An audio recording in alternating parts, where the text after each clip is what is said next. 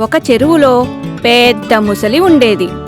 ఆ ముసలికి అదే చెరువు పక్కన మామిడి చెట్టు పైన నివసిస్తున్న కోతితో స్నేహం కుదిరింది. ముసలి ప్రతిరోజు చెరువులో విహరిస్తూ కోతి నివసిస్తున్న చెట్టు వద్దకు వచ్చేది. ఆ మామిడి చెట్టుకి తీయని మామిడి పండ్లు కాసేవి. కోతి ఆ మామిడి పండ్లను తింటూ బ్రతికేది. అలాగే తన వద్దకు వచ్చిన ముసలికి కూడా మామిడి పండ్లు ఇచ్చేది. ముసలి ఆ పండ్లను ఎంతో ఇష్టంగా తినేది. ముసలి కోతిని తనపై కూర్చోబెట్టుకుని చెరువులో విహరించేది. అలా కొన్ని రోజులు గడిచాయి.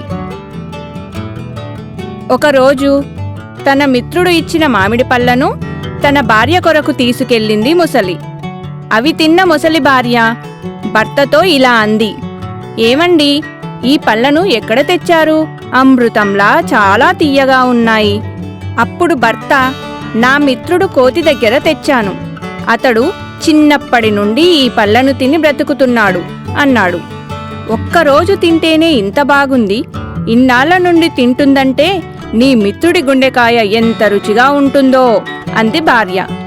"గుండెకాయ? అదేంటి?" అన్నాడు భర్త.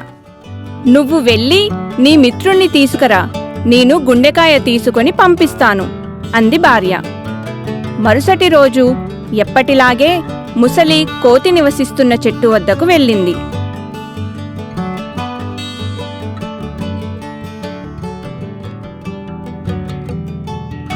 "మిత్రమా, షికారుకు వెళ్దాం పద" అంటూ పలకరించింది.